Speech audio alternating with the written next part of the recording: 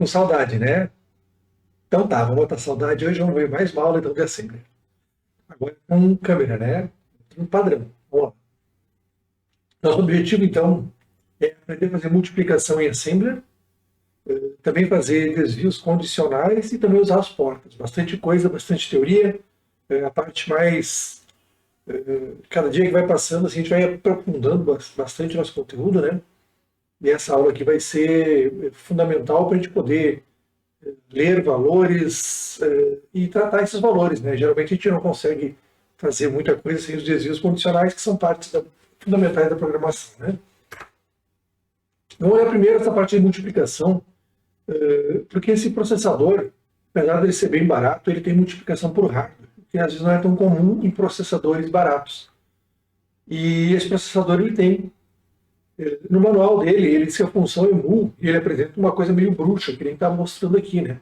Mul é multiplicação sem sinal, tá? Não pode ser valores com sinais. E ele diz assim, ó, x dois pontos A recebe x vezes A, que leva 5 clocks. O que isso quer dizer? Que ele vai fazer o registrador x vezes o A. É isso que ele vai fazer. Então, e como x e A são de 8 bits, o resultado ele acaba sendo de 18 bits. Desculpe, de 16 bits, né?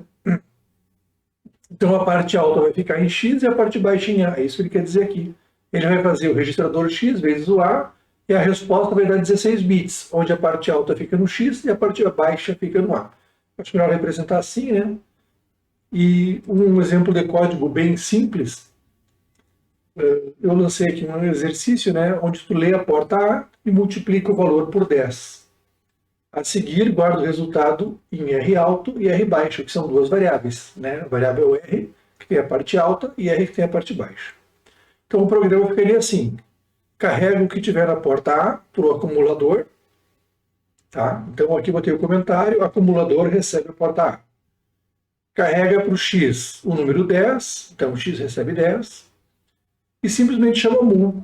Ele vai fazer a multiplicação, sempre do A vezes o X.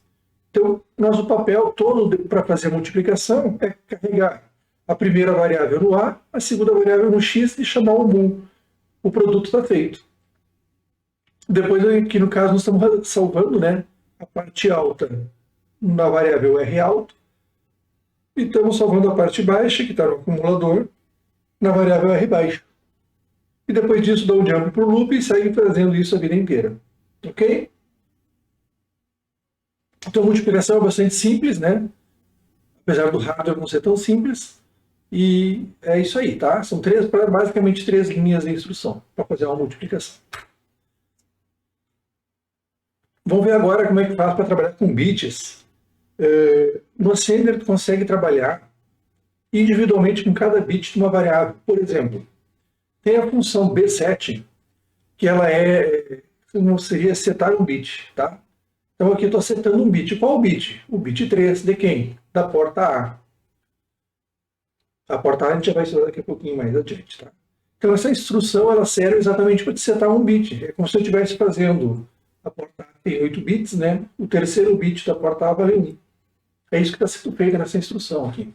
Eu também posso zerar um bit.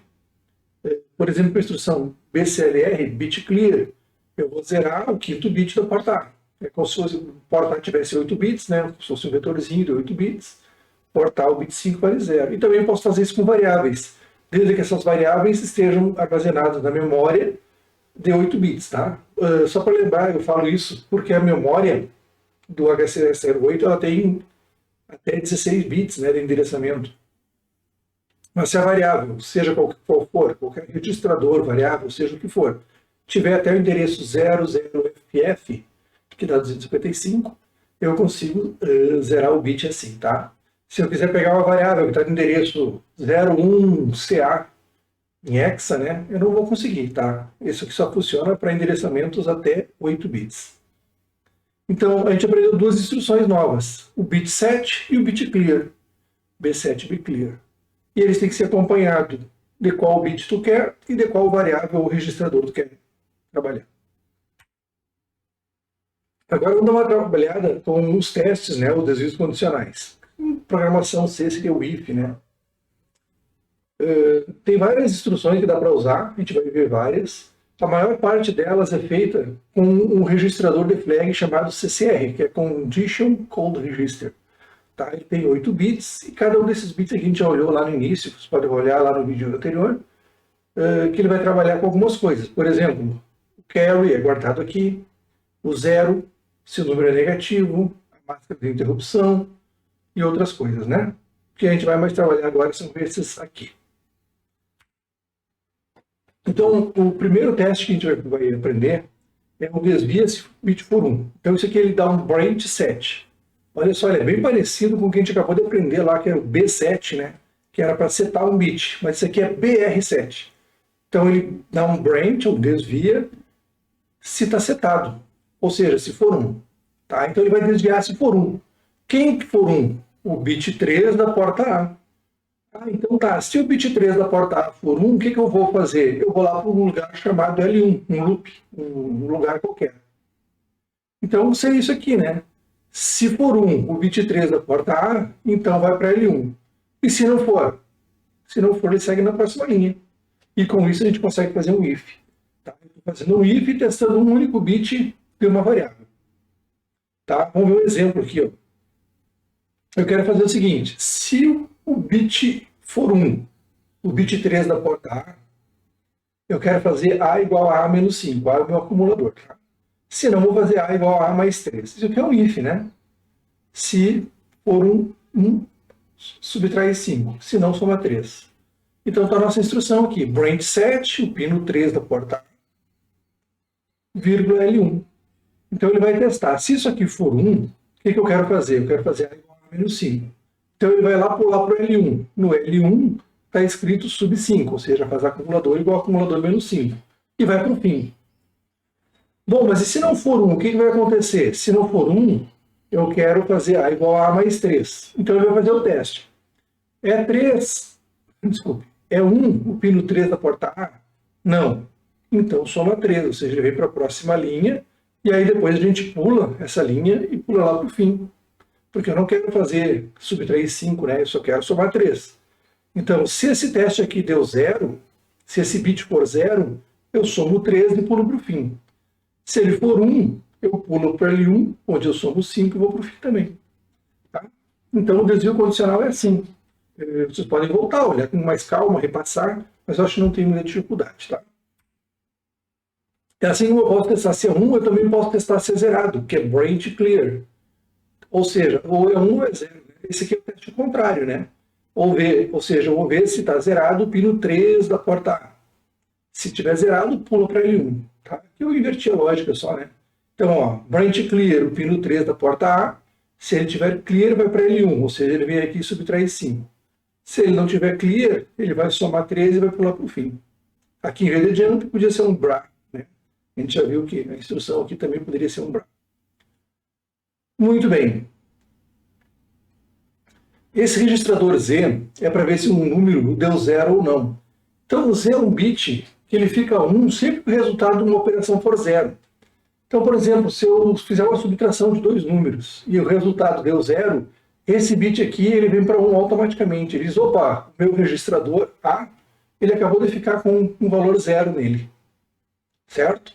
E ele indica isso. Ó, a última resposta deu 0. E aí a gente pode fazer um teste nesse bit para ver se a última operação chegou em 0 ou não. Tá? E às vezes isso é bastante útil. Quando eu vou fazer um for, por exemplo, eu posso fazer um for de 10 até 0. Eu vou decrementando um contador. Quando ele chegar em 0, eu sei, é fácil de eu fazer esse teste. Tá? Por quê? Porque esse bit aqui vai estar em 1. Então, por exemplo, a função clear A, ela faz o acumulador valer 0. Como o resultado deu 0, então o Z vai ficar igual a 1. Vai indicar que deu um 0. Então, o nosso exemplo aqui, ó, carrega uma variável para o acumulador, ou seja, o acumulador recebe a variável, subtrai o número 3, ou seja, acumulador igual a acumulador menos 3. E tem uma função chamada branch equal, que pula para o fim. Então, o branch equal, ele dá um branch equal a quê? Branch equal a 0. Ou seja, se a última operação deu 0, ele pula para o fim. Se não, ele faz A igual a A menos 5. Né? Tem aqui uma instrução sub número 5. Então, esse back aqui ó, é exatamente isso. Testa se a última instrução realizada foi 0 ou não, tá? Se foi 0, ele vai desviar para esse local aqui, onde está esse label aqui, que no meu eu usei o label fim, né? Beleza? Aí tem outros testes, por exemplo, se deu overflow, tá? Então é o BCS, Print If Carry Bit Set, ou seja, se deu overflow, né? Se deu um carry igual a 1, ele vai fazer um desvio. Tá? BCS fim. Então, se o carry igual a 1, vai para fim, se não, subtrai alguma coisa. Tem um resultado que é BGT, eu quero saber se um número é maior que o outro, como é que eu faço? Eu uso a instrução BGT, é Branch If Greater Than, né? O que significa isso? Eu faço uma operação e dou um pulo ou desvio para algum lugar se o resultado foi maior do que 0. Tá? Então ele vê, ó, se a última operação deu maior que 0, vai para o fim. Se não, vai fazer uma outra coisa que está aqui no meio e depois vai para o fim, né? Então, se eu quero ver se um número é maior que o outro, o que eu faço? Eu pego um número, subtraio o outro e vejo se o resultado for maior que 0 ou não. Se o resultado é maior que 0, é porque a variável que eu estava subtraindo era menor, né? Tem o BGE, que é Branch If Greater Than or Equal to. Tá? Então, ele vai fazer se é maior ou igual. E tem também um que é o Compara. E olha só, CBEC. Compare and Branch If Equal. Ou seja, ele vai comparar aqui se é igual ao acumulador, CBEC A. Então ele vai comparar. O número, a memória é 3. É igual ao acumulador? Se for, ele pula para o fim. Ele vem para cá. Se não, ele persegue na próxima linha. Tá? Além do endereço de memória, eu posso usar uma constante aqui. Posso botar um número 3, né? Ou posso botar um endereço de memória mesmo. Lembrando que essa memória tem que ser um endereço de 8 bits, tá? Então aqui eu estou comparando com o acumulador. Estou comparando uma variável ou uma constante, tá? Com o acumulador. Beleza?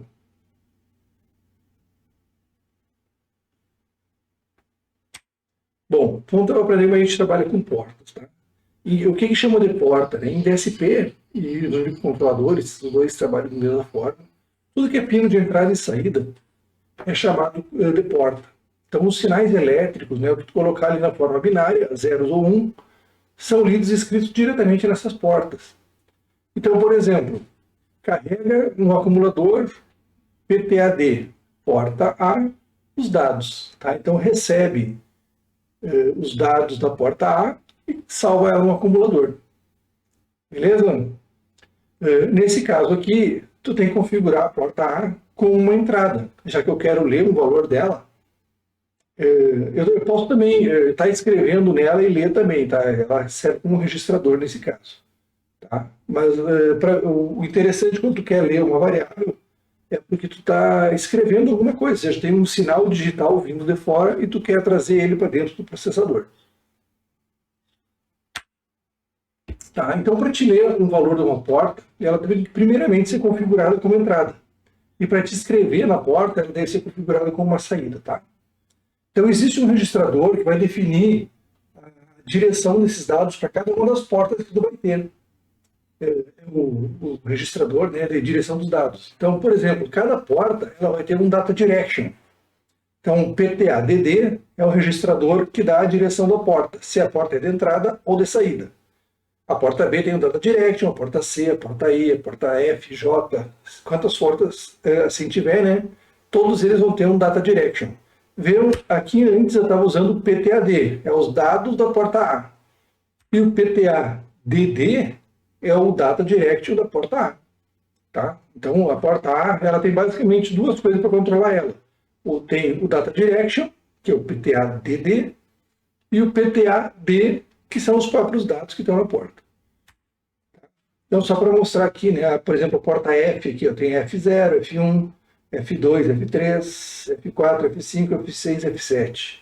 Aqui está a porta H, H0, H1, H6, H7, deve estar mais uns H por aí, ó.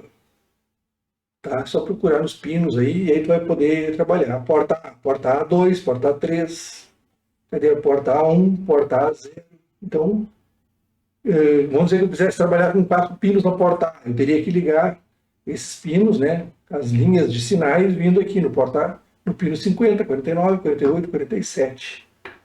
Depois tem que achar o porta A 6, 7. Faltou o 4 e o 5 aí. Ele está perdido em algum lugar. Porta B, porta B, porta D e assim por diante, tá? Esses sinais, então, digitais, né, são ligados diretamente nos pinos.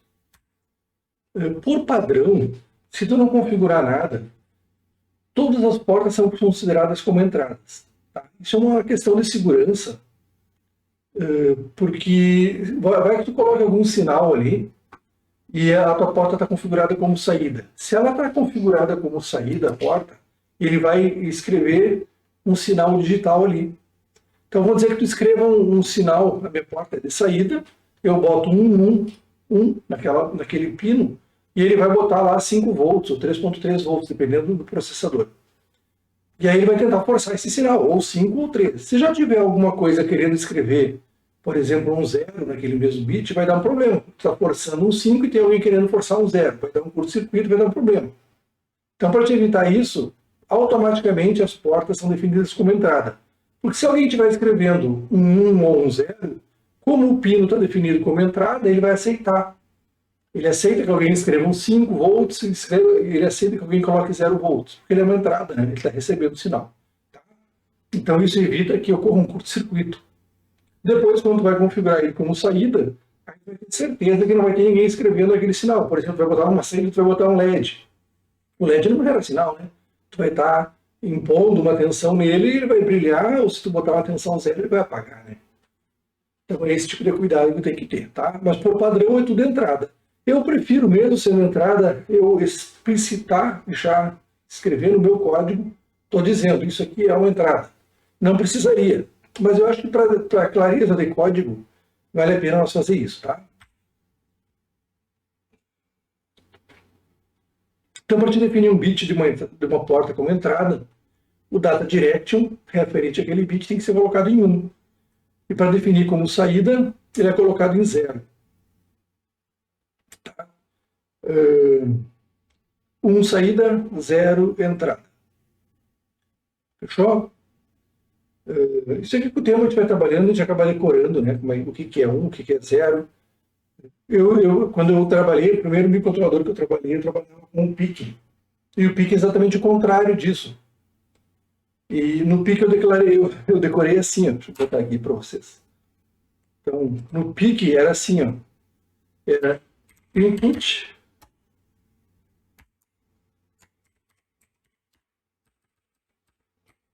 era input, o 1 era o in e o 0 era o out. Ficava fácil eu decorar, né? Pô, como é que é input? Input é 1 e output é o 0. Ah, beleza. E aqui no HCS08 é o contrário. A saída aqui é 1 e a entrada é 0. Tá? Então, sempre que eu vou pensar, eu penso primeiro lá no PIC, de onde eu aprendi, né? Como é que era a configuração de uma direção de porta. E agora aqui é o contrário. Tudo bem, cada microcontrolador, cada fabricante desenvolve do jeito que quer, né? Eles aqui optaram por botar dessa forma. Fechou? Estamos no slide 42, vamos lá direto, então. Dando continuidade. Então, vou fazer alguns exemplos. Olha só. Se eu quiser que todos os pinos da porta A sejam entradas, eu tenho que botar tudo 0. Então, move, número, em percentual, botei percentual para botar em binário, né?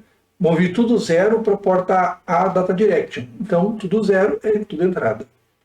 Aqui estou movendo em hexa. Move, número, $FF, porta B, data direction. Estou dizendo que a minha porta B é tudo saída. E daqui estou movendo um número em binário, onde eu estou dizendo que os 4 bits superiores são entrada e os 4 bits inferiores da porta C são saída. E eu posso fazer a porta do jeito que eu quiser.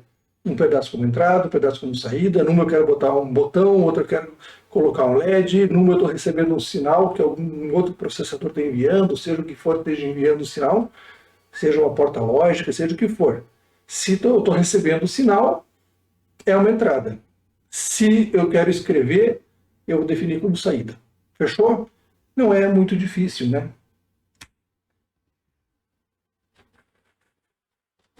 Então, aqui está um exemplo, né, de porta A e porta B.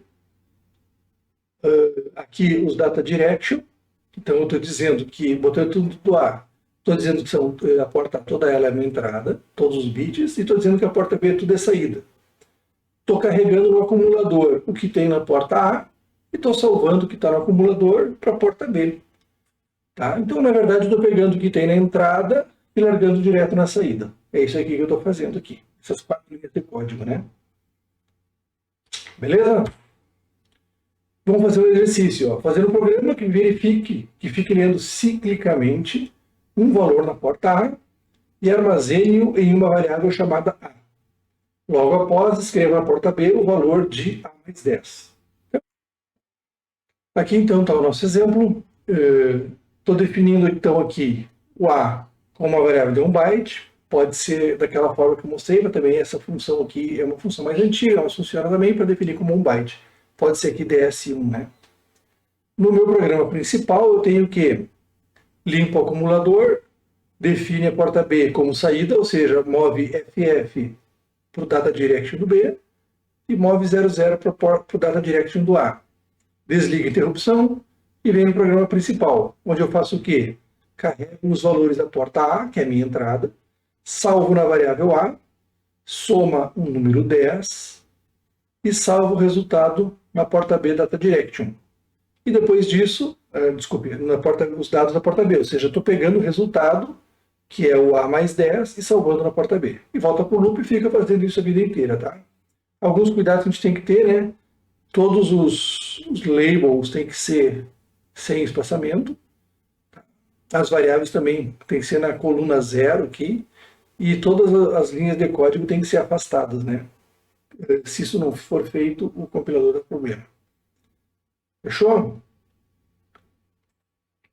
Aqui encerra o nosso conteúdo teórico, tá? Nessa aula a gente viu como realizar os desvios condicionais, como configurar as portas, os pinos de entrada e saída, como entrada ou saída, e como escrever ou ler nas portas, né? Na nossa próxima aula a gente vai fazer alguns exercícios práticos com portas e desvios condicionais. Tá bom? Ficamos com essa aula teórica. Na próxima eu volto já com a gente com o ambiente de programação. Grande abraço para todos. Até mais!